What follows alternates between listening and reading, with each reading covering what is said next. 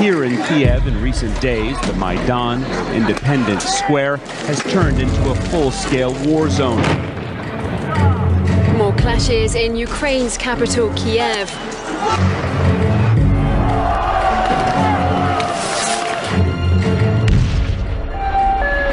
There is absolutely no doubt that snipers are working here. I've counted 10 bodies. Мы сегодня не знаем, кто стрелял в людей. Это проблема. Now on the brink of a civil war, at least 70 dead so far, and the death toll rising. Эти технологии, еще раз говорю, от них не застраховано ни одно государство. What we saw here today was a revolution. Хотите узнать, что происходило на Украине? We've invested over $5 billion to assist Ukraine in these and other goals. Вы знаете, в большой политике, о чем бы ни говорили, все равно будут говорить о деньгах. NATO has expanded into 13 countries, up to the borders of Russia. 13 countries. Focus has to be on not allowing this crisis to turn into hot war between Ukraine and Russia. Эта тема очень опасная. Это тема войны. Сегодня спокойно никто не должен себя чувствовать.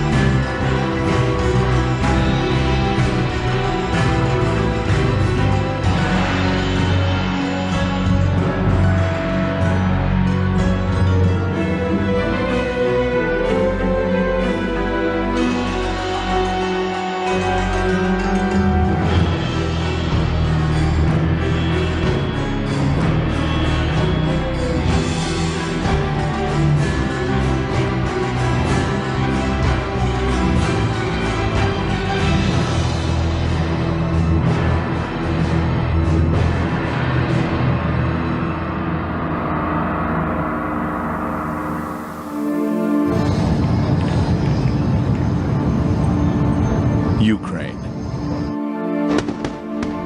It's an ancient and proud land with a rich history filled with much beauty, heroism, and sacrifice.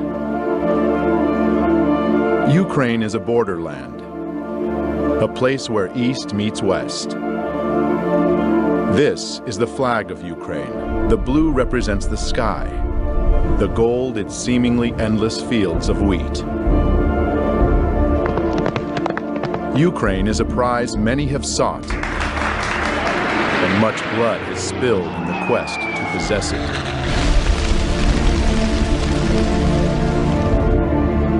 Ukraine has been the pathway for Western powers as they attempted to conquer the East in World War I and World War II.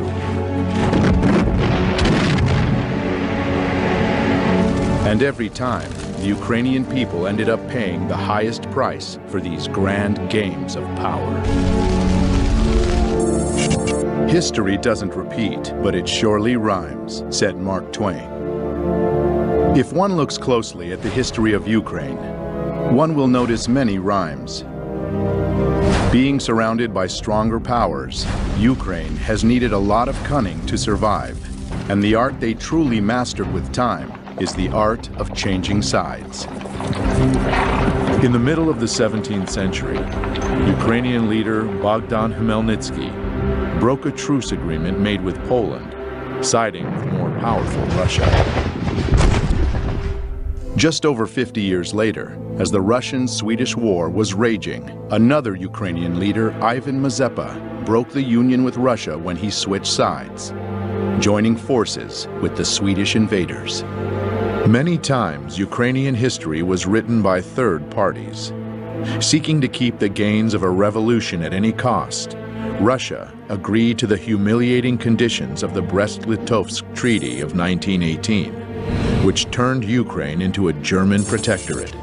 Another historical document that changed the fate of Ukraine was the Molotov-Ribbentrop Pact of 1939. one of many such agreements being signed between European countries and rising Germany. Attempting to protect his nation from the approaching Nazi threat, Joseph Stalin negotiated a treaty of non-aggression with Adolf Hitler. While promising each other peace, the Soviet and German foreign ministers Molotov and Ribbentrop realigned the map of Eastern Europe, splitting it into German and Soviet spheres of influence. No sooner had the Molotov-Ribbentrop Pact been signed than Poland was split. And in September of 1939, Eastern Poland awoke to be Western Ukraine and a part of the family of Soviet republics and the USSR. But even this bold dividing of lands and nations only delayed the inevitable. Germany broke its promise to the USSR. On June 22, 1941, Germany invaded the USSR, launching Barbarossa, the largest military operation in world history.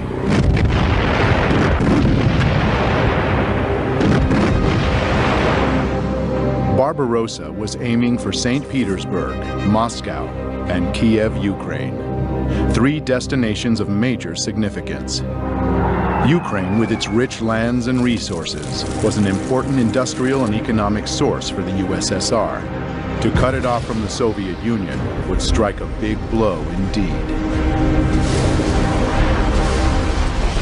For most of the Soviet Union, the Second World War was about fighting the invaders of their land. But it wasn't quite so simple for Ukraine. The truth is, Ukraine has never been a united country.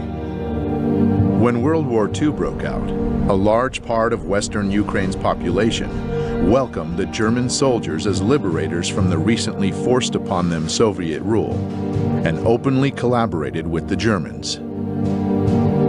The real scale of collaboration was not announced for many years after the war, but we now know that whole divisions and battalions were formed by Ukrainian collaborators, such as SS Galician, Nachtigall, and Roland battalions. Just in the beginning of the war, more than 80,000 people from Galician region voluntarily enrolled into Division SS Galician in a month and a half, notorious for their extreme cruelty towards the Polish, Jewish, and Russian people on the territory of Ukraine. Members of these military groups came mostly from the Organization of Ukrainian Nationalists, the OUN, founded in 1929. This organization had an ultimate goal of creating an ethnically pure, independent Ukraine, and considered terror an acceptable tool for achieving their ends. Their official flag was black and red, land and blood. It will remain in Ukraine's history long after the OUN will cease to exist. In early 1940, the most radical nationalistic part of the Organization of Ukrainian Nationalists got its own leader, Stepan Bandera.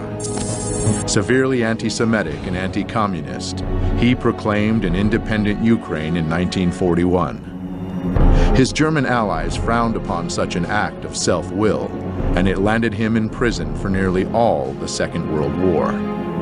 Not participating in the events physically, Bandera still managed to successfully spread his ideology. Many independent historians estimate that the OUN militia exterminated from 150 to 200,000 Jews on Ukrainian territory occupied by the Germans by the end of 1941.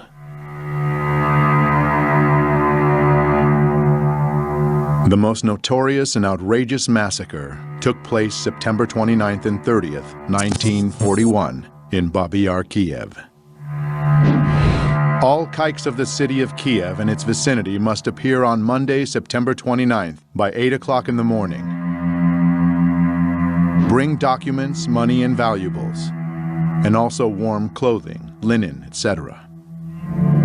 Any kikes who do not follow this order and are found elsewhere will be shot.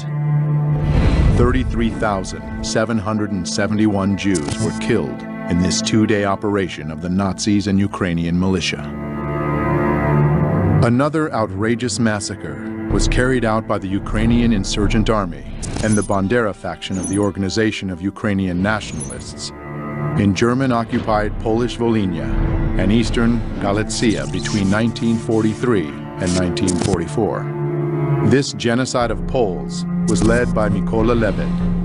35,000 to 60,000 people in Volhynia and 25 to 40,000 in eastern Galicia fell victim to this massive ethnic cleansing operation.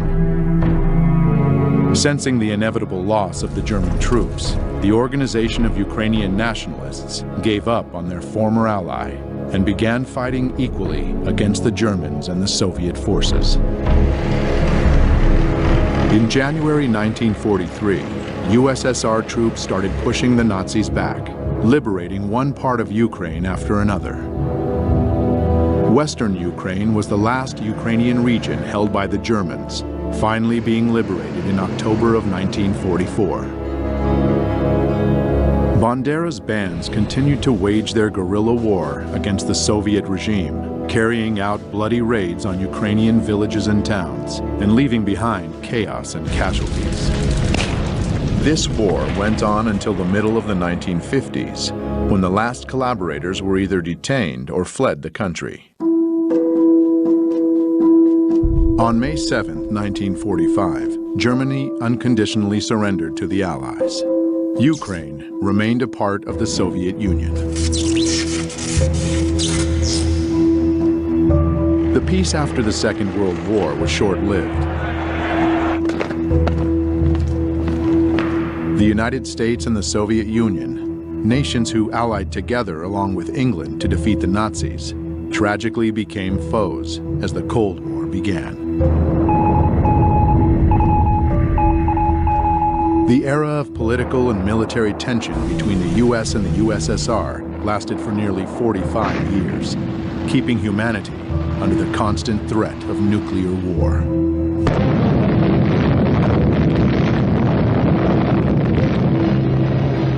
In this battle, the United States never lost sight of Ukraine's importance. U.S. intelligence kept a close eye on Ukrainian nationalist organizations as a possible source of counterintelligence against the Soviet Union. CIA documents that just recently have been declassified show strong ties between U.S. intelligence and Ukrainian nationalists since 1946. From the CIA agency report, it is clear that they were not mistaken about the nature of Ukrainian nationalist organizations or their leader, Stepan Bandera himself. According to an OSS report of September 1945, Bandera had earned a fierce reputation for conducting a reign of terror during World War II. After the Second World War, Bandera and other Ukrainian Nazi leaders fled to Europe, where the CIA helped them hide. The CIA later informed the Immigration and Naturalization Service that it had concealed Stefan Bandera and other Ukrainians from the Soviets. The operations involving Ukrainians continued for many years. The Nuremberg trials of 1945 and 1946 brought the political, economic, and military leaders of fascist Germany to justice and revealed to the world the monstrous face of Nazism and the crimes they committed. But the Ukrainian Nazis were spared the same fate, and some were even granted indulgences by the CIA. By 1954, the agency excused the illegal activities of the OUN security branch in the name of Cold War necessity. In 1949, Mykola Lebed, the man responsible for the massacres in Volhynia, was moved to the United States, where he died in 1989 without ever being investigated or pursued as a war criminal. The CIA moved to protect Ukrainian nationalist leader Mykola Lebed from criminal investigation by the Immigration and Naturalization Service in 1952. Perhaps Bandera lost his use to the US, or maybe KGB agents outsmarted the CIA. But in 1959, Stepan Bandera, the leader of the Ukrainian nationalists, was killed in Munich, where he was hiding under the name of Stefan Popel.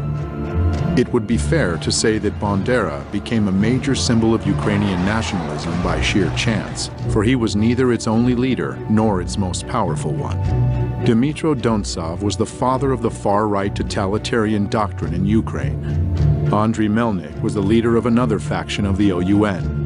Roman Shuhevich was a general of the Ukrainian insurgent army, and others contributed greatly to the movement. Bandera's dangerous ideology, suppressed by the communist authorities, but supported by external forces, never really died.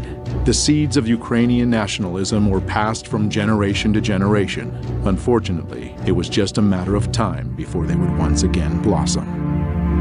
In 1954, Ukraine's territory was expanded even more when Nikita Khrushchev, the leader of the USSR, and a Ukrainian himself, generously gave the Crimean region to Ukraine.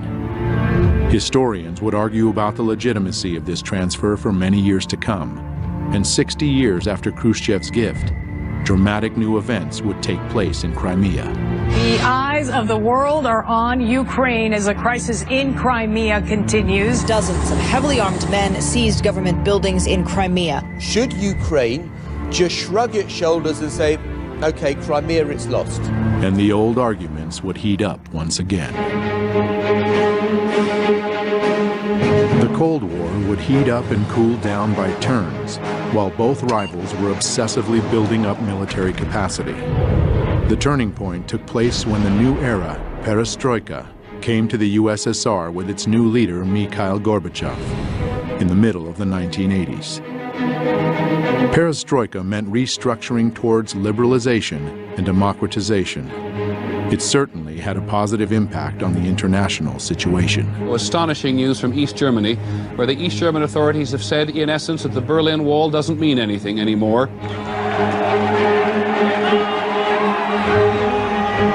But inside the USSR, the weakening of Kremlin control had different consequences.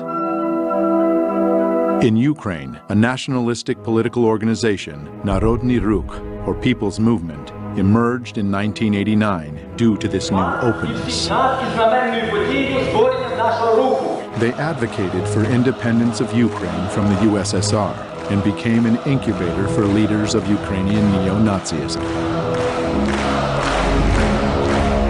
In 1991, one of them, Oleg Tyagnybok, founded Svoboda, an openly radical nationalist party preaching the good old principles of Bandera.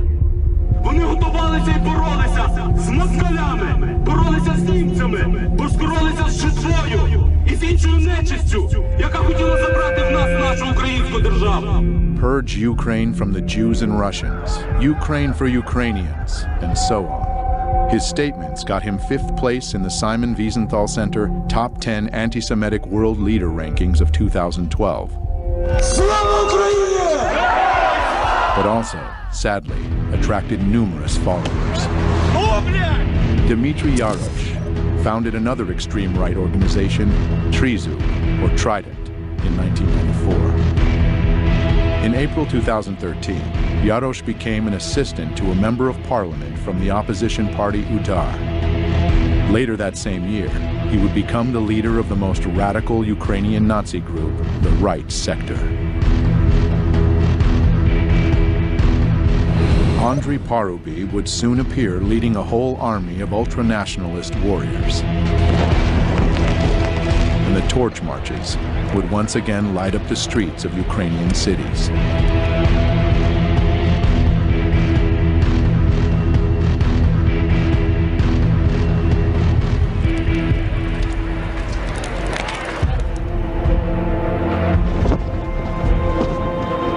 The world drastically changed in August 1991, when the USSR de facto ceased to exist.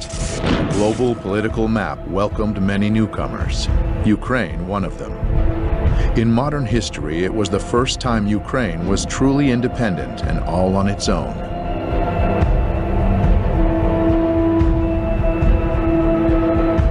The red flag came down over the Kremlin tonight as President Gorbachev resigned and brought to an end 7 decades of communist rule in the Soviet Union. The years after the disintegration of the USSR became known as the Crazy 90s in all the post-Soviet territories. He's leaving behind 15 independent states which share only a disastrous economy and an uncertain future. After having been under a government-controlled economy, the free market dramatically changed the rules of the game. New businesses emerged instantly. and the first oligarchs were born overnight. The former country with no class division suddenly became stratified. The chosen few became rich, while the rest had to fight to survive. Сразу же после получения независимости началась еще более дикая приватизация и растаскивание имущества государственной собственности, понижение жизненного уровня населения сразу же после получения независимости. И причем какие бы власти не меняли друг друга, для жизни рядового гражданина ничего не меняло. Там происходил просто систематический грабеж населения, грабеж граждан, грабеж украинского народа. И, конечно, люди уже устали от этого произвола, от этой совершенно сумасшедшей коррупции. The people's growing discontent made Ukraine more vulnerable to outside forces, and a new kind of warfare was launched, one not known before, the color revolutions. Demonstrators clashed with police, hundreds of thousands protesting the results of the election and calling for a new vote. Ukraine has had two color revolutions in its 24 years of independence. In 2004, crowds of people descended upon Kiev, marking the start of the Orange Revolution. At that time, Ukraine became once again a battlefield of two forces, the Russian and Western governments. The culmination of this conflict took place during the presidential elections in November of 2004. The two major candidates, Western-backed Viktor Yushchenko and Russian-leaning Viktor Yanukovych, almost equally shared the votes of Ukrainians. By the way, calling Viktor Yushchenko Western-backed is not an exaggeration. His wife, Katerina Yushchenko, is a former U.S. State Department official and worked in the White House during the Reagan administration.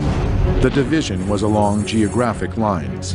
Traditionally, Russian Eastern Ukraine voted for Yanukovych, while Western Ukraine chose Yushchenko. By the announced result, Viktor Yushchenko lost to Viktor Yanukovych, but thousands of people didn't agree with it, and they came to the central square of Kiev on the 22nd of November. The situation received wide news coverage. The country's election commission ignored reports of fraud, declaring Kremlin-backed Viktor Yanukovych the winner. International politicians, such as former General Secretary of NATO, Javier Solana, became frequent guests in Kiev, initiating negotiations between parties. And I hope very much, and the goodwill of everybody, we will be able to overcome this difficulty. The results of the negotiations, however, were often reached only on paper. Thus, Yushchenko never told the supporters to stop blocking government buildings in central Kiev. Therefore, these non-violent and very orange protests lasted for a month, during which time the previous election results were annulled, marred by massive corruption, and new elections were announced. An important nuance: just 3 months before, Viktor Yushchenko became a victim to a mysterious and still unsolved poisoning. But it didn't prevent him from winning in the new election. Though, as we shall soon see, there was much more than just the people's will that led to this victory. This peaceful revolution and its leader were warmly welcomed by the international community. But the euphoria didn't last long.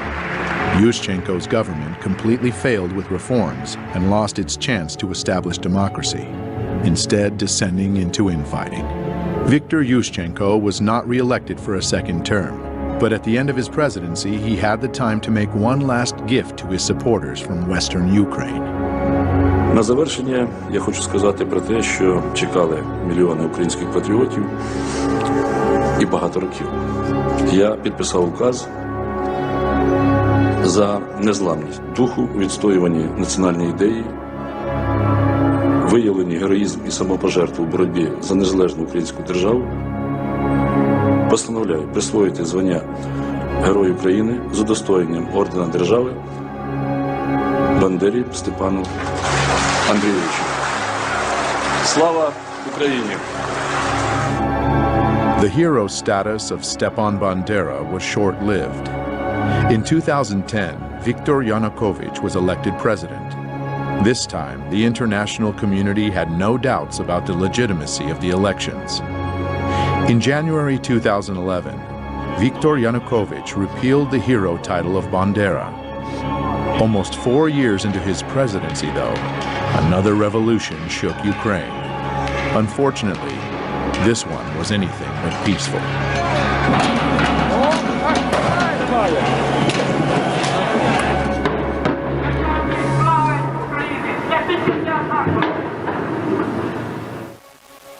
Mr. Yanukovych, I'm an American. I'm an outsider to this situation, and it's very complicated. But I would like, as a filmmaker, just to jump into the action and go to those moments in November 2013. You're president of the Ukraine.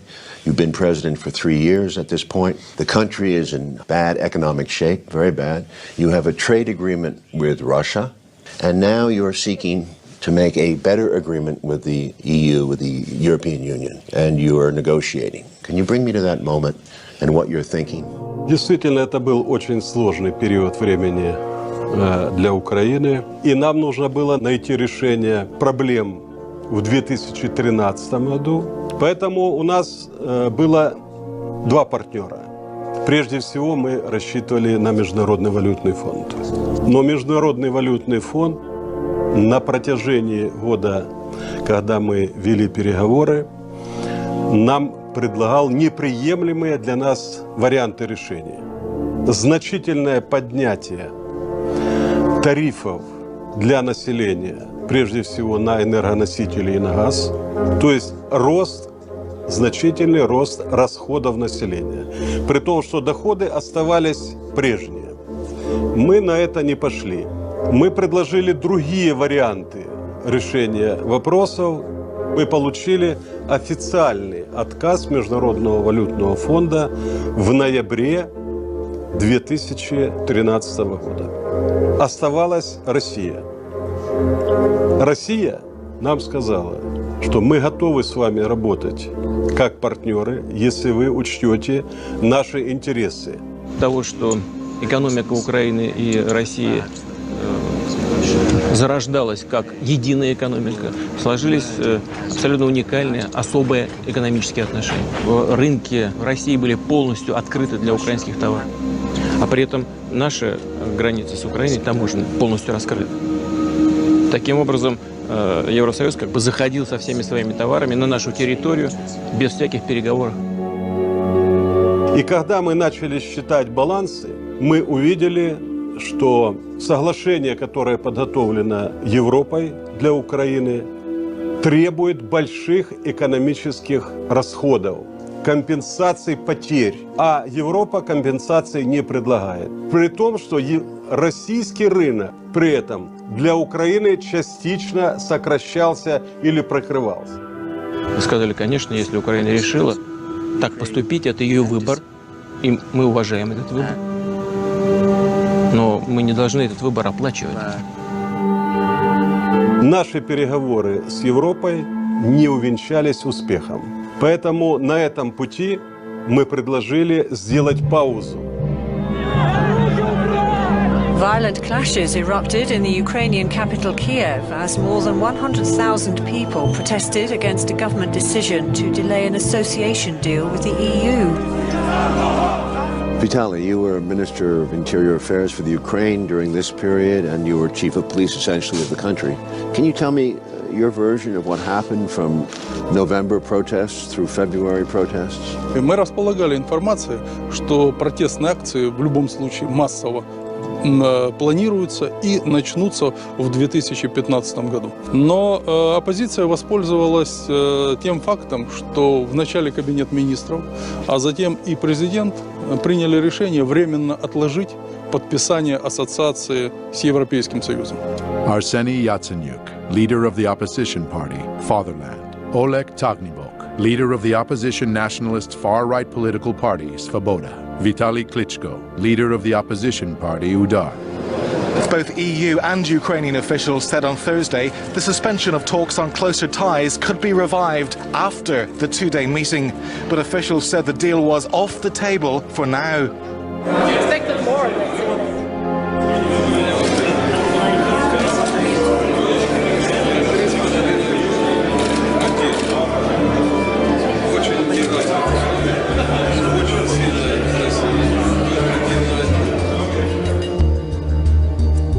Pro-EU protests on the streets of Kiev enter their second day. The crowd of around 1,000 protesters were joined by the leader of the opposition, the reigning world boxing champion Vitaly Klitschko. He called on the demonstrators to maintain pressure on the government after it decided not to sign a major trade deal with the EU. You go back to Kiev the next day after the meeting with Merkel, and protests are up, am I right? Can you take me through that period? Если у меня в самом начале было понимание того, что это мирные акции, и во время мирных акций можно вести диалог, и я к этому был готов.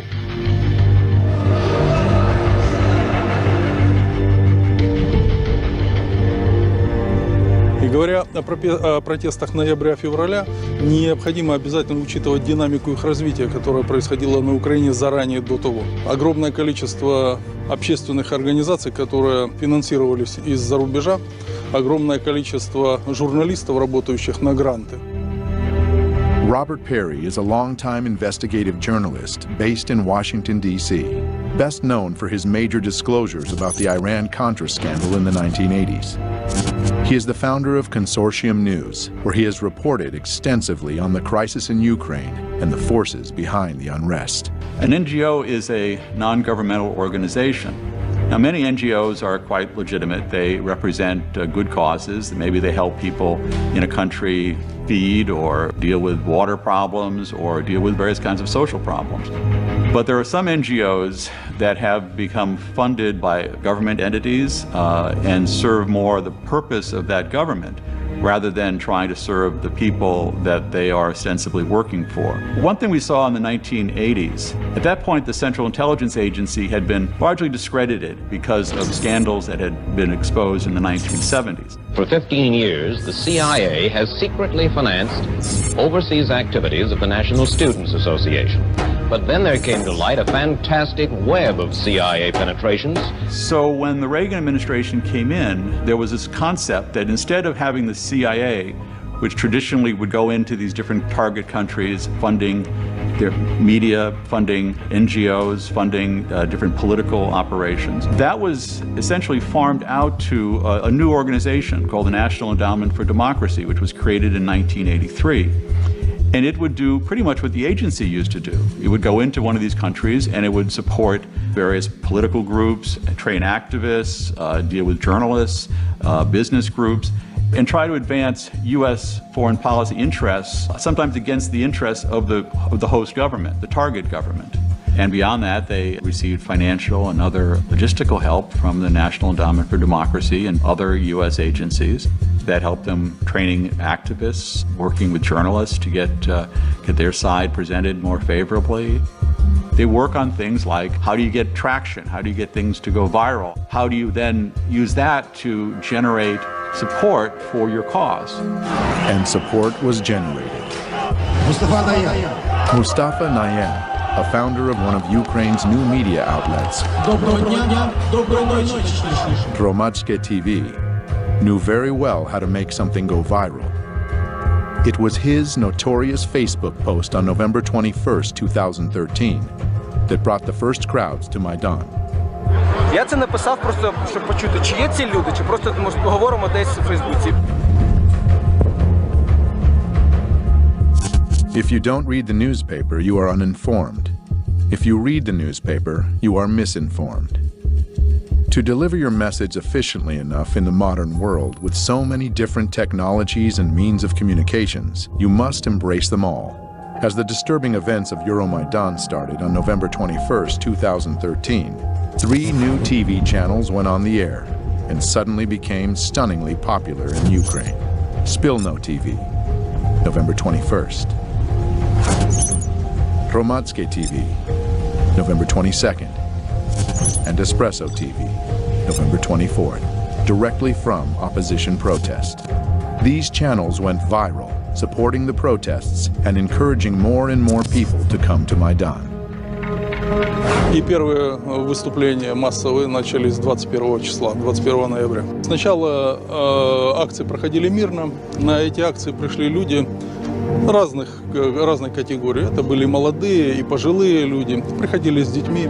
Явно было понятно, что с их стороны есть доверие к власти, в том числе и к правоохранителям, потому что свободно выходили. И никаких намеков на то, что будет в отношении этих манифестантов приниматься какие-то меры воздействия, силовые и так далее, просто не существовало. Значит, соответственно, на охрану общественного порядка выходили правоохранители без огнестрельного оружия. Но среди митингующих уже замечены нами радикалы, которые относились к правым партиям, неофашистским организациям.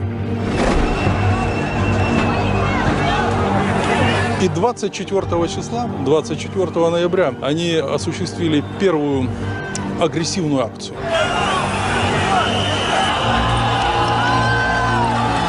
24 числа первое было нападение на кабинет министров и первое нападение на сотрудников правоохранителей, которые охраняли. Второе нападение на правоохранителей службы безопасности Украины произошло 25 числа. Затем небезызвестные события 30 числа. November 30th of 2013 became the first turning point of Euromaidan and one of its most reported and mysterious events. Я тогда немножко расскажу, как видел эти события я. Был звонок мне от Попова, глава администрации города Киева. Он говорил, что давайте сегодня мы хотели бы завозить оборудование для новогодней елки на площадь. Я ему объяснил, что до тех пор, пока люди находятся на площади, то этого делать нельзя. В районе часа ночи, когда массовые люди начали расходиться, разъезжаться, я поговорил по телефону с руководителем службы безопасности Украины и спросил его точку зрения по развитию событий. Он сказал: я считаю, что, слава богу, все закончилось. Вся информация идет о том, что все закончилось. Потому что фактически с 21 числа, я в кабинете просто жил и спал там. Какое-то время, может быть, 2 часа в сутки удавалось поспать. Около 3 часов ночи я приехал тоже к себе домой. Завел часы на 6:30 утра, включил телевизор сразу же, когда проснулся. Он у меня был настроен на 5-й канал. И 5-й канал демонстрирует большое количество скорой помощи. И там побитые люди. After riot, police attacked peaceful protesters with clubs. Happened in the early morning hours. The eyewitnesses that were there said that the police did use truncheons. Меня, честно говоря, пробил просто холодный пот. Моя первая реакция на то, что Майдан пострадал от действий полиции, была мгновенной. Нужно было расследовать, кто дал приказ разгонять митингующих, применять к ним силу. Я был противник того, чтобы к митингующим применялась сила, нарушали права людей. Решений таких Попов самостоятельно принимать просто не мог. А кто для него был самый высокий руководитель? Для Попова был самый большой руководитель, это глава администрации. Сергей Владимирович Левочкин. Coincidentally, Sergei Lovochkin is a close associate to many U.S. politicians. The security service of Ukraine had evidence that on that night, Lovochkin was in contact with opposition leader Yatsenyuk, where they discussed the clearing of Maidan on the pretext of installing the annual Christmas tree. News media reported that the riot police cruelly attacked the students peacefully sleeping in their tents. But scenes from the event seem to tell a different story. It appears that the protesters were waiting for the police. Additionally, there were dozens of journalists and cameramen from all the new public TV news outlets prepared to cover the events. And most ominously, a group of well-trained young men arrived to Maidan almost simultaneously with the riot police. They infiltrated the crowd and began provocations with insults, stones, and torches. The right sector in Ukraine represents a part of the Ukrainian population that has often favored fairly extreme right-wing positions. They had militias that came especially during the Maidan protests. There were groups that were being shipped into Kiev where they would provide the muscle, in effect, for the demonstrations. So the demonstrations went from being relatively peaceful political protests to being increasingly violent. The first step in any detective work is to establish a motive. It is now said that Sergei Lovochkin is held in high esteem by his powerful U.S. friends. Outraged by what was reported in the news, the Ukrainian people came out in force on the next day to vent their anger with the police actions.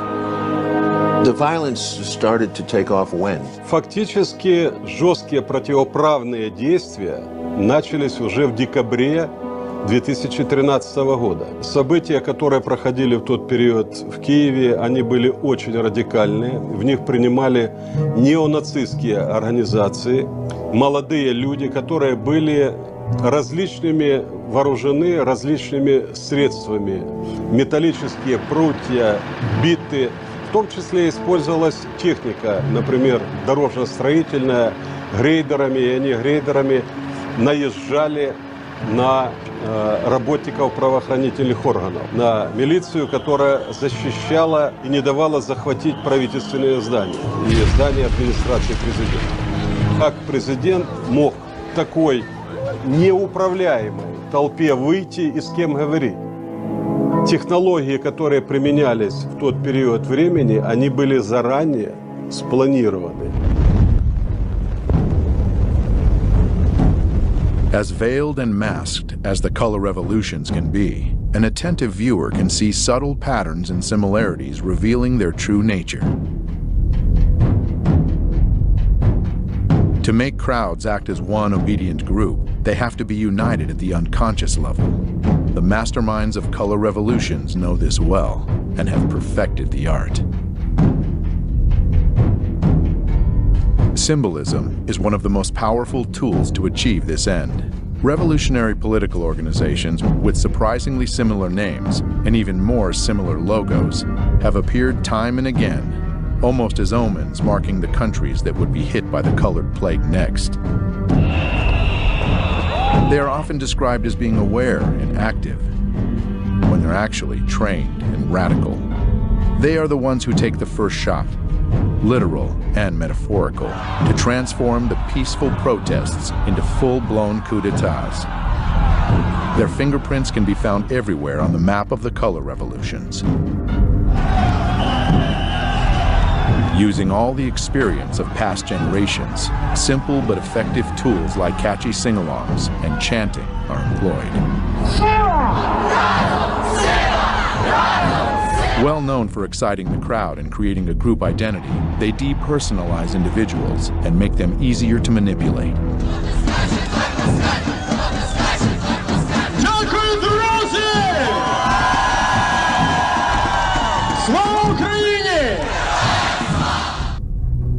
Конечно, без денег здесь не могло быть. Такое количество не государственных, различных общественных организаций, грантов, которое выделялось на Украину, это не есть секретом. Incidentally, one such organization, Hromadske TV, received generous donations from the Dutch and U.S. embassies, as well as from the Renaissance Foundation, an NGO founded by George Soros. I set up a foundation in Ukraine before Ukraine became independent of Russia. And the foundation has been functioning ever since. And it played an important part in events now. I like criticism, but it must be my way.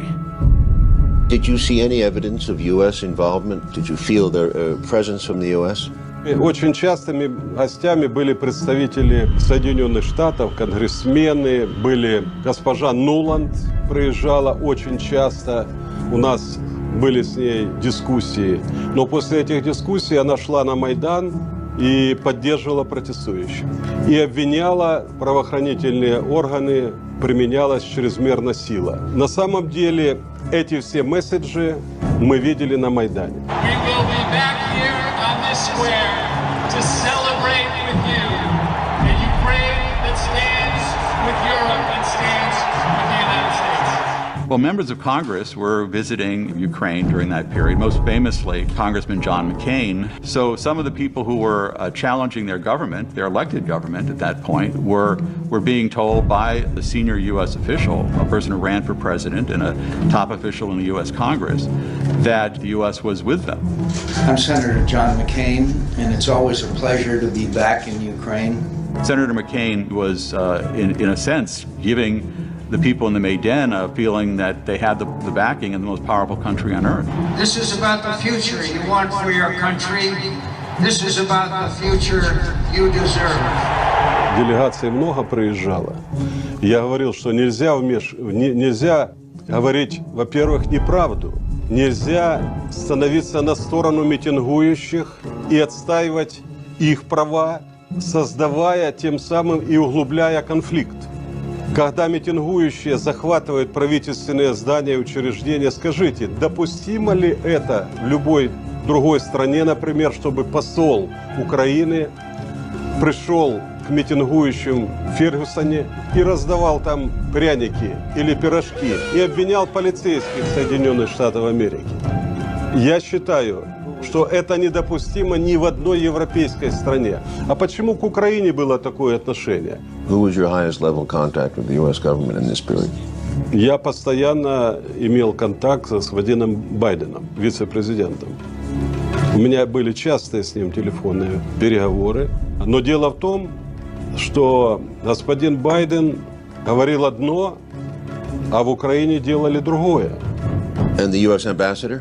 Посол Соединенных Штатов в Украине постоянно принимал представителей Майдана у себя в посольстве.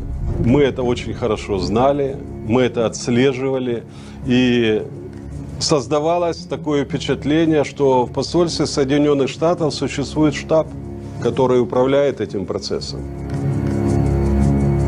In early February of 2014, as the Maidan crisis was getting more violent, there was a phone call that was intercepted. It was a call between the Assistant Secretary of State for European Affairs, Victoria Nuland, and the U.S. Ambassador to Ukraine, Jeffrey Pyatt.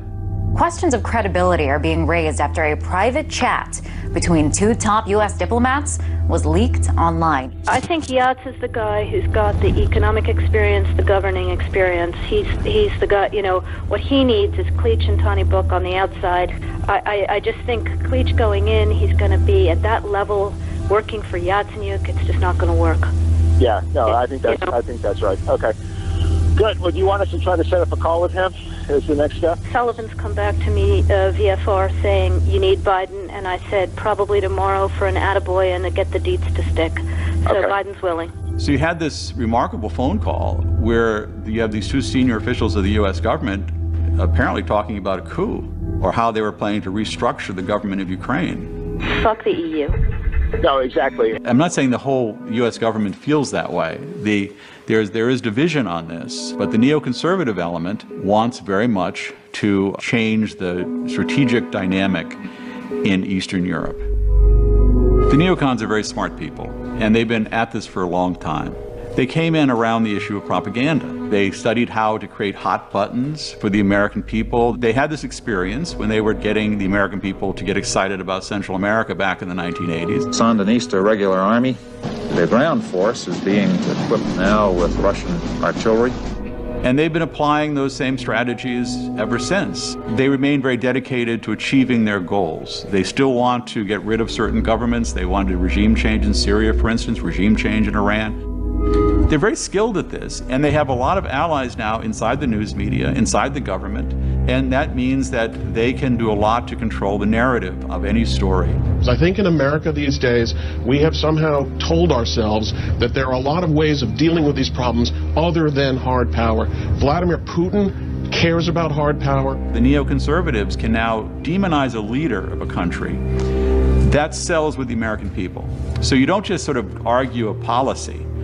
You attack the leader. So the neoconservatives became very skilled at picking out leaders, finding their ugly traits, and then highlighting them. Yanukovych, you might say, was a rather clunky political leader, but you make him into a devil. He's totally corrupt, and he's evil, and he wants to kill people in the Maidan, these wonderful white-hatted demonstrators. So you've got a black hat versus white hat. You keep repeating that basic scenario, and it works with the American people. You've got to realize what Vladimir Putin is. He's an old KGB colonel that wants to restore the Russian Empire. You make them into demons, and the American people find that the way they can understand the world. Once that happens, it's very difficult for a journalist or anyone else to say, hold it, that guy, he's got more of a gray hat than a white hat or a black hat. And if you say that, you're a Yanukovych apologist or you're a Putin apologist, and then the attacks come on to the person saying it, the journalist, the academic, or whoever. Any good director will tell you that tempo and rhythm are the most essential components to hold an audience's attention. Сама технология, которая применялась Майданом, состояла в необходимости сакральных жертв. Это часть технологии. It can also be called a method of betrayal, when the allies and followers are relentlessly thrown into the revolutionary flame. The idea is simple. When the preparation work is done, the trigger just needs to be pulled to set the machine into full motion.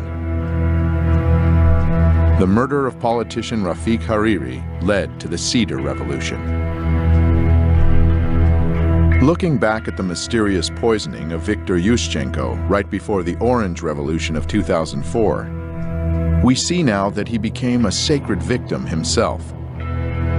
Most political analysts believe the compassion of the Ukrainian people at that moment tilted the scales, giving him the presidency.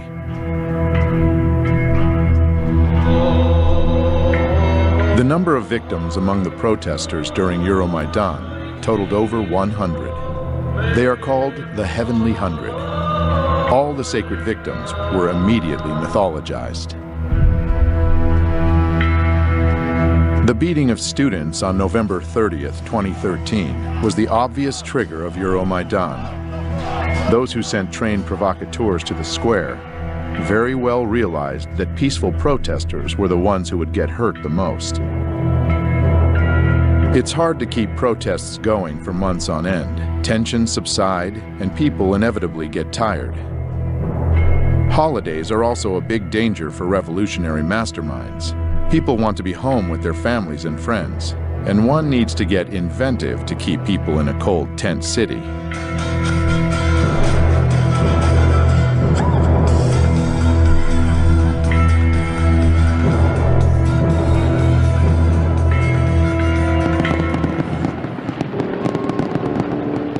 On Christmas Day of 2013, tabloid journalist and political wannabe Tatiana Chornovol was chosen to become the tool to whip the protests on Maidan back up. A civic activist and journalist known for investigating corruption among senior officials was beaten outside Ukraine's capital on Christmas. Her heroic deeds as a reporter looked more like petty crimes, trespassing on the presidential residence of Viktor Yanukovych, leading a rioting crowd to seize the Kiev City Administration building, breaking into a car of the Security Service of Ukraine. It looked like Tatiana was more interested in making news than reporting it, and gaining name recognition that could be turned into votes for her struggling political career in the opposition party Fatherland. She gave the world media a Christmas present in 2013 when she was cruelly beaten by unknown assailants on the road. Despite the fact that in just 3 days all the suspects were arrested and confessed to beating Tatiana during a road rage incident, world media kept insisting upon the political background of the crime. Instantaneously, Tatiana became a heroic martyr, uniting people around her image. The beating coming amid political turmoil in Ukraine. This has drawn a protest. Euromaidan was once again center stage, and Tatiana, in less than 2 months after the assault, she was already healthy enough to attack the office of Party of Regions, the party of Viktor Yanukovych. Звідти виїжджали ті машини, які били мене. Тобто тут не те, що навіть гніздо цієї злочинної мафіозної влади, ескадрони смерті теж керуються звідси. One of the staff members, 65-year-old IT specialist Vladimir Zakharov, was killed during the attack. So, where is Tatiana now? Well, she finally got her position of power in the new government. 1 month later, the time for another act in the play came. Armenian-Ukrainian protester Sergei Nigoyan was one of the first to arrive at Maidan. He wasn't radical or violent, but instead naive and full of hope. Watching Sergei read a patriotic poem is like watching a casting tape for the role of a sacred victim. Борітеся, поборете, вам Бог помагає. За вас правда, за вас слава і воля святая. Unfortunately, Sergei got the part. Betrayed by his brothers in arms, this video would eventually go viral after Sergei was killed early in the morning of January 22nd, 2014. The circumstances of his death remain unknown to this day. Even though the whole area of protests was heavily filmed at that time, there were no records or witnesses to help the investigation, and his body was moved immediately from the scene of the crime. Sergei became the first killed martyr of Euromaidan, and in a heartbeat, the police officers were appointed as his killers. Almost 2 years later, the official investigation would still deliver no results. Now, it is widely believed that Nigoyan's murder was staged by provocateurs to escalate the conflict.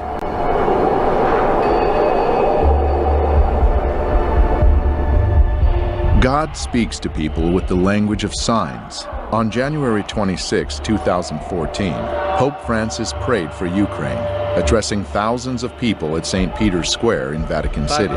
Et Filius et Spiritus Sanctus. After the prayer, 2 white doves were released from the papal window and were immediately attacked by a crow and seagull. Those who understand the language could easily read the meaning of this omen. Soon, great forces, the seagull and the crow, would be tearing apart 2 Slavic nations, the white doves. This omen gave hope to the Ukrainian people, saying that by God's will, the doves would be saved. But it also predicted severe hardship and many victims. The events which could enter into the history of the color revolutions as the most massive human sacrifice yet arrived right on schedule, 1 month later. For weeks, this European capital has been the scene of a violent uprising. Today, the bloodiest day yet. The protesters are pushing up towards the government district, armed here with Molotov cocktails, but we saw handguns and shotguns too. There are casualties on both sides. Well, she's just said that there are 6 dead people up there, not just injured, dead. They said they've been hit by snipers. 20 февраля начали расстреливать сотрудников милиции. Я получил информацию, что начали стрелять снайперы, и есть жертвы с 2 сторон. Консерватория, откуда прозвучали первые выстрелы, это то, что было под контролем у сил Майдана. And here again we meet our old acquaintance from Narodny Ruch, Andriy Paruby, who is at the peak of his glory as self-proclaimed commandant of Maidan, which basically means the leader of the radical opposition. Ми попередили їх про те, що Майдан може вдатись до більш активних дій, якщо в найближчі дні ми не побачимо виконання наших вимог. В том, чтобы посеять хаос, но Янукович точно не был заинтересован в том, чтобы хаос разрастался. Protesters were filmed leading a long line of riot police away. It's not clear where they were taking them. 67 officers are currently reported to be missing. 14 policemen dead and 43 wounded. Было погибших 20 человек и более 150 раненых огнестрельными ранениями. Тогда уже было понятно, 20-21 февраля, что начался вооруженный переворот.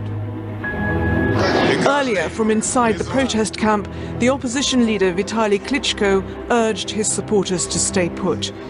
Each of you here should stay strong in spirit, he said, because we're not going anywhere. Мы вели в этот период времени переговоры с оппозицией и очень часто договаривались. Но, как я позже понял, что это была игра. Та часть, которая оппозиции, которая не принимала участие в переговорах, радикальная часть. Она не обращала внимания и никого не слушала. Они выполняли свою работу. Like in 2004 during the Orange Revolution, international leaders felt it necessary to intervene and bring both sides to the negotiating table. Приехали 3 министра иностранных дел европейских стран в Киев. Laurent Fabius, Frank-Walter Steinmeier, Radoslav Sikorski. Приняли участие во встрече президента Януковича и оппозиции. Договорились о том, что будут проведены досрочные выборы. Договорились о том, как будут строить отношения между оппозицией и президентом. The Ukrainian president and the leaders of the anti-government protests there have agreed on a truce. The truce was to give talks between President Yanukovych and the opposition a chance. Just like in 2004, the opposition, or at least its radical faction, the right sector, headed by Dmitry Yarosh, had no intention on fulfilling its part of the bargain. Ті домовленості, які досягнуті, не відповідають нашим з вами прагненням. Правий сектор не складе зброї. Правий сектор не зніме блокаду жодної з державних установ, поки не буде виконана найголовніша наша вимога – відставка Януковича. Я подписал такой протокол, но немного позже я понял, что какой бы протокол мы ни подписали, сценарий захвата власти и государственного переворота, он был запланирован и он был неизбежен. То есть фактически это не зависело от наших действий. The opposition leaders left saying they may have found a way to end the bloodshed, but they wanted to take the conclusions from their meeting to the people. It was soon apparent that the people were not happy. И на следующий день господин Янукович уехал во второй по величине город страны, в город Харьков. Как только он уехал, захватили и его резиденцию, резиденцию администрации и правительство с помощью оружия. Как это называется? Дело в том, что я вылетел туда вертолетом. Машины, которые меня должны были сопровождать, выехали самостоятельно, но этого никто не знал. Ехали президентские машины, и по этой колонии президентских машин был открыт огонь. Также была информация у нашей разведки, что были специальные наемники, которым была поставлена задача не захватывать президента, а расстрелять. И я обратился к президенту Путину, чтобы он разрешил мне выехать на территорию России. Я получил согласие, и мне было оказано содействие. 24 февраля я попал на территорию России.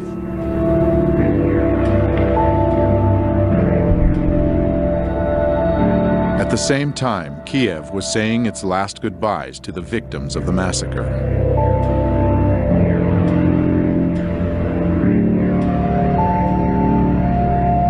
It was also welcoming those who came to power at their cost. Ukraine's parliament has voted for the new Speaker of the Assembly to become interim president. Alexander Turchinov called on lawmakers to form an interim government by Tuesday. These latest developments follow the dismissal of President Viktor Yanukovych on Saturday. And they removed Yanukovych, not following the constitutional procedures for impeachment. Процедура импичмента не была соблюдена.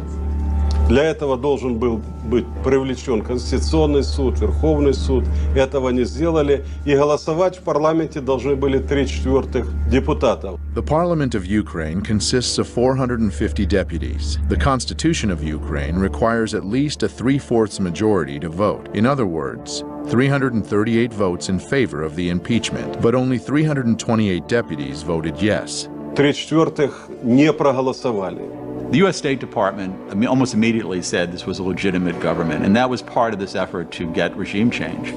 Instead of trying to find some way to revive the February 21st agreement, where maybe you could bring back Yanukovych in some titular way, that became not a possibility anymore. Then you had eastern Ukraine resisting, you had Crimea wanting to break away, and things rapidly escalated. Voters will decide Sunday whether they'll leave Ukraine and join Russia. The campaign with the slogan "Together with Russia" has the backing of Moscow. The Crimea situation, the referendum, is also happening during this period very quickly. Крымский референдум инициировали жители Крыма. Это была их реакция на попытки представителей Майдана устроить такой Майдан в Крыму. Это не секрет, что население Крыма всегда было пророссийски настроенным. Crimean authorities, sensing the mood of the populace, fully supported Viktor Yanukovych's decision to postpone the 2013 European Union Association deal and side deeper ties to Russia. As the events in Kiev took their course, Crimean authorities issued a declaration, putting into words the fears of its people. Based on the will of the Crimeans who elected us, we declare that we will not give Crimea to extremists and neo-Nazis seeking to seize power in Ukraine at the cost of the blood of the country and its citizens. After the regime change in Kiev, rumors began spreading in Crimea that the new authorities would be merciless to those that opposed them. Слава Україні! This led to the pro-Russian demonstrations rejecting the new government in Kiev.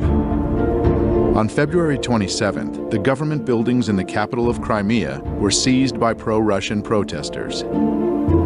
The current Crimean government was dismissed, and the new leader, Sergei Aksyonov, was assigned as the leader of the Crimean Autonomous Republic. У них, конечно, надежда была, и они обращались к российскому руководству, чтобы их защитили. On March 16th, the Crimean referendum was held, and the people voted to leave Ukraine and enter the Russian Federation. The situation in Crimea is being presented as a Russian invasion. And again, nobody who looks at this seriously and looks at the poll numbers, some of the poll numbers done by the U.S. government agencies themselves, showing that the people of Crimea preferred being part of Russia. In the U.S. news media, it has all been presented as the Russians invaded, they then staged a sham election with people with guns at their backs. Somehow they faked the ballot boxes to get 96% approval for rejoining Russia. The idea of a referendum in Crimea is just quite simply unconstitutional. It does raise questions on whether this vote really is free and fair, especially given the heavy military presence in Crimea right now, Errol. So that's how it's been sold to the American people. The reality is very different. The atmosphere here certainly is electric. Thousands of people who've gathered in the capital Crimean city of Simferopol. All of this following a referendum held last Sunday in which the majority of people here overwhelmingly voted in support of being reunited with Russia. Я бы хотел спросить, что такое демократия? Демократия – это политика, основанная на воле народа. Как выясняется воля народа? В современном мире с помощью голосования. Люди пришли свыше 90%. И свыше 90% проголосовали за присоединение к России. Нужно уважать выбор людей. Не подстраивать каждый раз под свои геополитические интересы, международное право и принципы демократии. У нас не было там никаких боевых действий. Там никто не стрелял. Никто никого не убивал. What is described in the West as a Russian invasion of Crimea is, in fact, the presence of Russian soldiers in Crimea. Can you clarify that? Российские солдаты в Крыму, как говорят, были испокон веков. Потому что база Черноморского флота была в Крыму. As long ago as 1804, Sevastopol's naval base became the main military port of the Russian Empire on the Black Sea.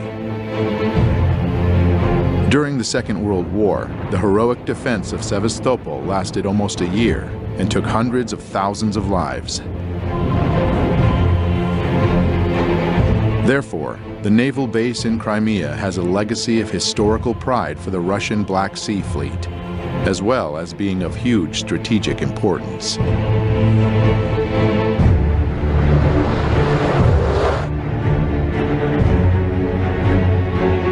Those of us alive back then remember when there were Soviet missiles put into Cuba, how frightened Americans were and how angry, and how we almost went to a nuclear confrontation over having weapons of that kind of destruction placed that close to the United States.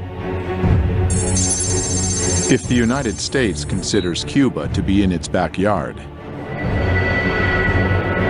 then Crimea lays at Russia's doorstep. The consequences of a U.S. seizure of the base or a NATO base? Очень тяжелые, потому что сама по себе база ничего не значит.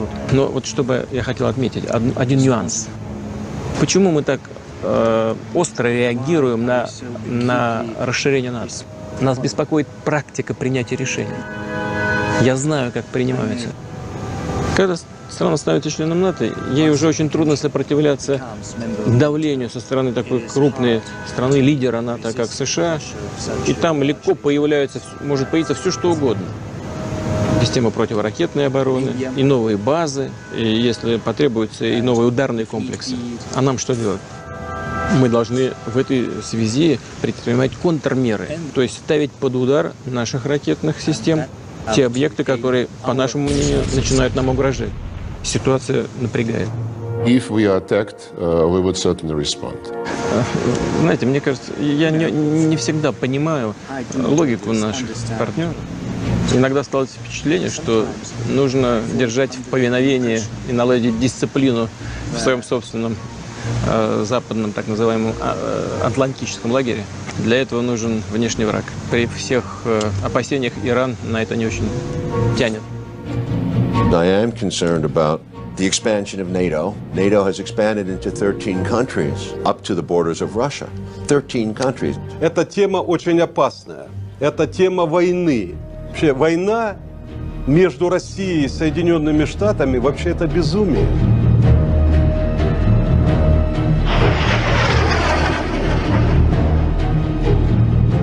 In early spring of 2014, eastern Ukraine was also buzzing with protests against the new authorities in Kiev.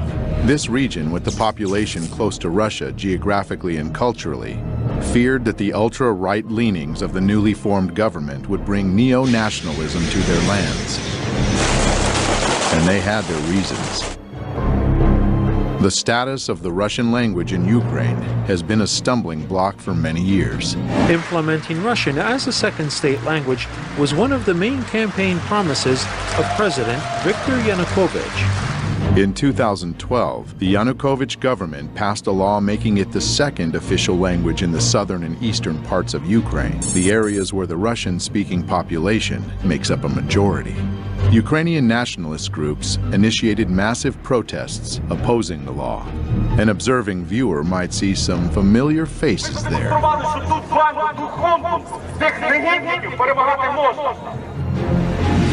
On February 23, 2014, the very next day after the regime change, the new government voted for an annulment of the official status of the Russian language. And even though later this decision was vetoed by the acting president, Alexander Turchinov, it still sent a message, and a powerful one. This alarmed the Russian-speaking cities of eastern Ukraine, and people took to the streets to show their disagreement. In response, pro-Maidan groups conducted their own demonstrations. When the two parties would meet, it was always tense, and eventually it led to tragedy. One person died and over 50 people were wounded in clashes during a pro-Russian march protesting the new government in Kiev.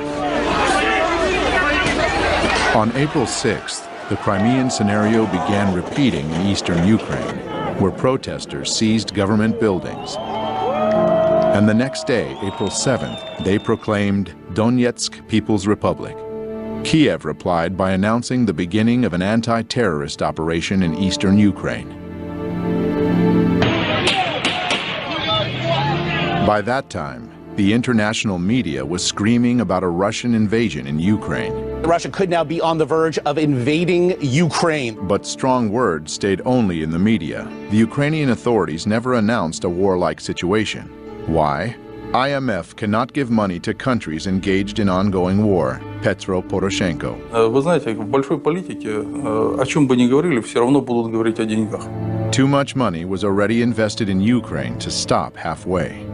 We've invested over $5 billion to assist Ukraine in these and other goals that will ensure a secure and prosperous and democratic Ukraine. На развитие какой демократии тратились эти деньги? Как называли установление демократического режима? Я думаю, что это вот как раз тот режим, который сейчас насаждается на Донбассе. Obviously, the funds had to keep coming, and the conflict had to keep going. Getting more and more bloody and deadly. Мы завалили все вместе. As parties from both sides were using more sophisticated and lethal weapons. Господин Турчинов, который фактически начал войну, он несет огромную ответственность за это. Он начал войну против собственного народа. Он послал войска в Донбасс. Они сделали то, чего не делал я. И они начали кровопролитие.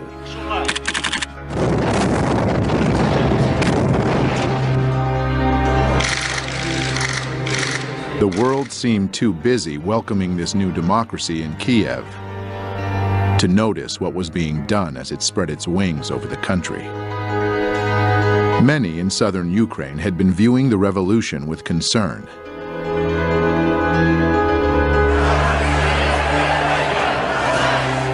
And an anti-Maidan movement formed in the city of Odessa in early January 2014.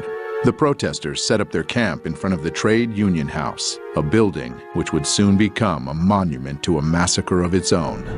It's difficult to overestimate the importance of Odessa. It is strategically located on the Black Sea, and it's Ukraine's largest seaport. It's not surprising that Ukraine's new authorities were watching the situation unfolding there with growing alarm. More and more of Odessa's people were joining the anti-Maidan movement at the same time as events in eastern Ukraine were heating up. The new Ukrainian government didn't have the power to wage war on too many fronts. If Odessa were to join the growing uprising in the eastern regions, it would seriously complicate the situation.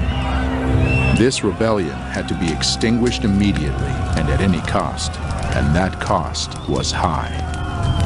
On May 2, 2014, soccer fans flocked to the center of Odessa city for the Ukrainian championship match. Surprisingly, a great number of these fans who descended into Odessa just the night before also turned out to be fighters from the Maidan self-defense units, along with members of radical organizations from all parts of Ukraine.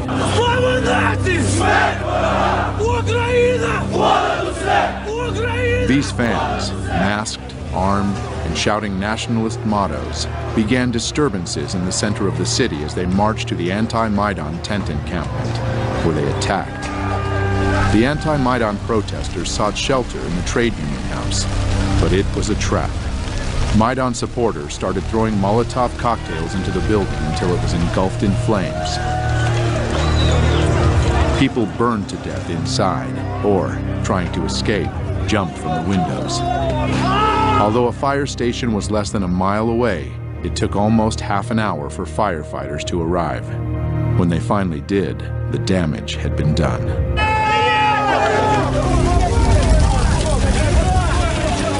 But here's an intriguing fact. Just a few days before those dreadful events, a messenger from Maidan, Andriy Perubi, made a visit to Odessa. It's an interesting coincidence that some of the people he met with in Odessa were seen at the scene that fateful day.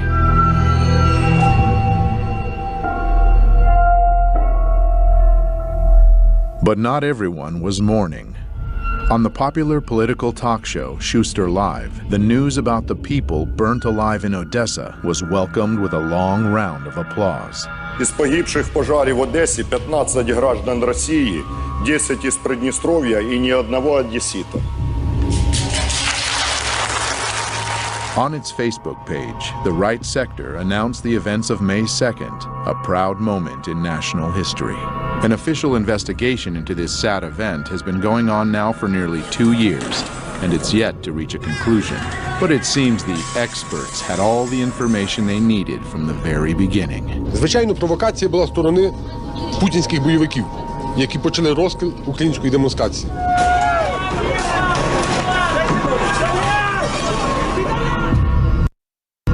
It looks like Odessa really is a very important piece of real estate, as it was honored with a very special new governor appointed on May 30th of 2015.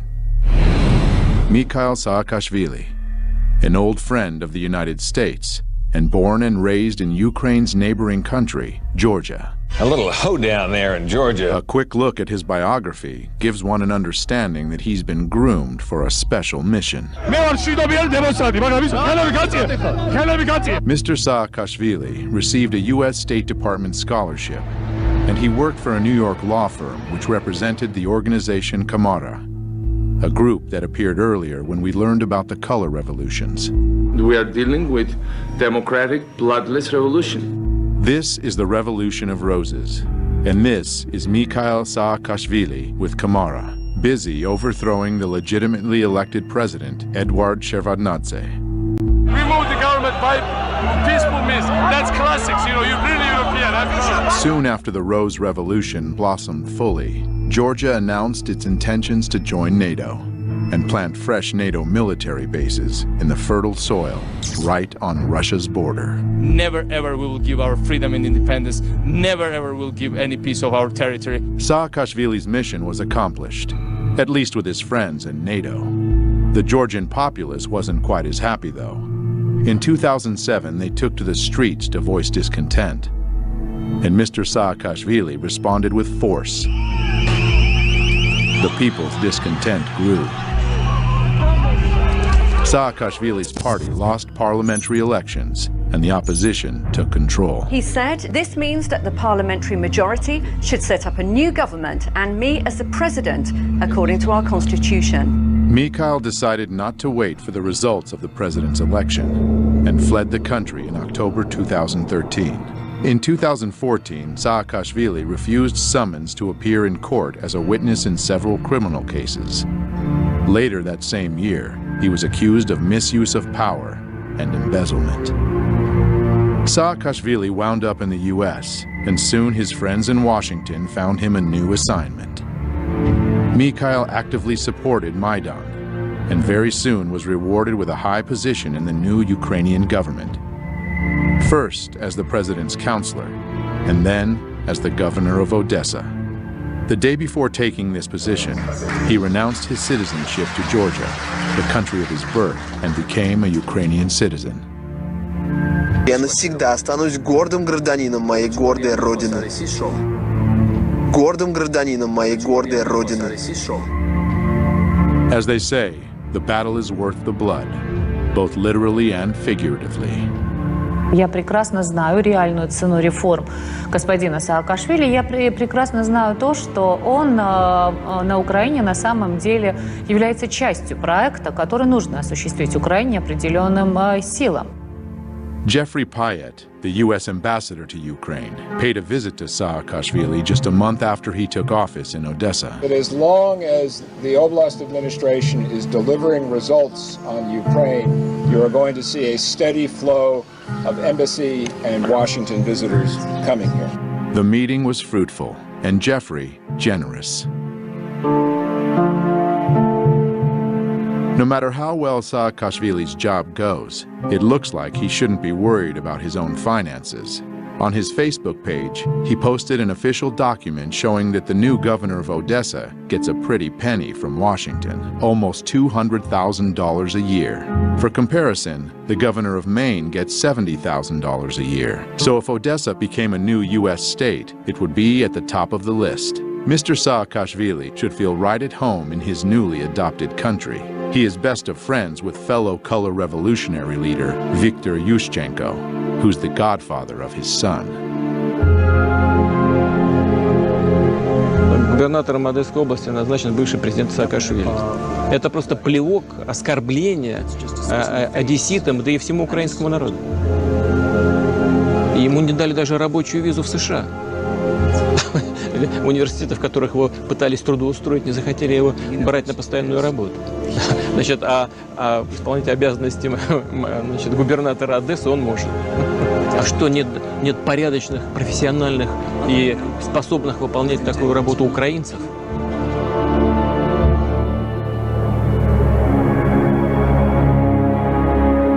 A war, once launched, doesn't choose its victims. We are just learning at this hour that Malaysian Airlines has now confirmed that it has lost contact with one of its planes. Plane was indeed shot down by a missile while flying at a high altitude over eastern Ukraine near the Russian border. 298 revised number of souls on board, all feared dead. It was a murder. It was a crime. There's been this odd nonchalance about pursuing the answers. There was a report, a very limited report, put out a few months after the event. But since then, they said the next report will be on the first anniversary of the event. But you deal with a criminal investigation before it becomes a cold case. So there's been this curious element of why is there not greater pressure from both the media and the Western governments to answer these questions. But even without any answers, the fingers were pointed immediately. That's not an accident. That is happening because of Russian support. Evidence indicates that the plane was shot down by a surface-to-air missile that was launched from an area that is controlled by Russian-backed separatists inside of Ukraine. И, безусловно, государство, на территории которого это произошло, несет ответственность за эту страшную трагедию. The Malaysian Boeing wasn't the first plane to play a significant part in American-Russian relationships. On September 1st, 1983, Korean Airlines Flight 007 from New York to Seoul via Anchorage was shot down by a Soviet interceptor aircraft over the territory of the USSR in the Sea of Japan. There was absolutely no justification, either legal or moral, for what the Soviets did. The tragedy of the Korean Boeing was considered a perfect occasion to demonstrate the NATO military power within dangerous proximity to the Soviets. On November 2nd, 1983, NATO launched Able Archer, a 10-day command post exercise simulating a conflict escalation, culminating in a nuclear attack. It was followed by placing Pershing II nuclear missiles in Europe. What Reagan didn't take into consideration was the paranoid overreaction of the Soviets. A recently declassified U.S. intelligence report shows that for the first time since the Cuban Missile Crisis, the world was that close to nuclear war. Just like in 1983, the Malaysian Boeing crash was leveraged against the enemy. A new wave of sanctions hit Russia immediately after the tragedy. The United States is imposing new sanctions in key sectors of the Russian economy. Almost a year and 3 months later, the Dutch Safety Board published a report. Ladies and gentlemen, flight MH17 crashed because of a 9N314M warhead detonated outside the aeroplane above the left side of the cockpit. The report didn't blame any specific group or person and estimated a very wide area of 320 kilometers as a zone from which the missile was fired. At the same time, the Russian producer of Buk missiles, Almaz-Antey, conducted its own independent investigation. Результаты эксперимента полностью опровергли выводы голландской комиссии о типе ракеты и месте запуска.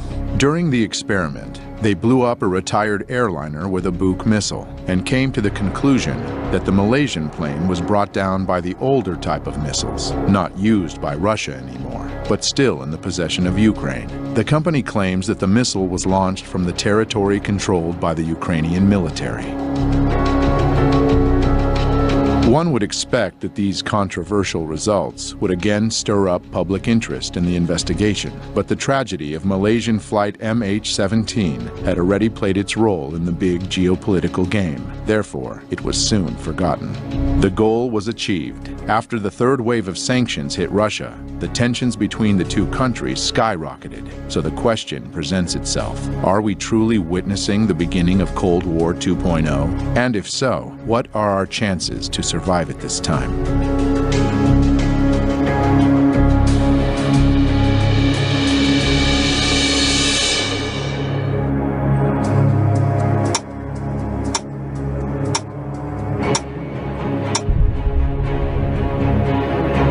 In 1947, the Bulletin of Atomic Scientists introduced the Doomsday Clock. It represents a countdown to global nuclear annihilation. In 1953, during the height of the Cold War, it came its closest to midnight as the superpowers were creating massive nuclear arsenals. This is the story of America's ever-expanding atomic weapons program. As the world began to grasp the insane danger of nuclear warfare and took measures to control the arms race, the situation steadily improved. In 1991, the Doomsday Clock was at its furthest from midnight, 17 minutes. That time of hope was short-lived, though, as the world has become more and more unstable. But in 2015, the Bulletin of Atomic Scientists moved the clock to just 3 minutes to midnight. Today, unchecked climate change and a nuclear arms race resulting from modernization of huge arsenals pose extraordinary and undeniable threats to the continued existence of humanity. The United States and Russia have embarked on massive programs to modernize their nuclear arsenals, undermining existing nuclear weapons treaties.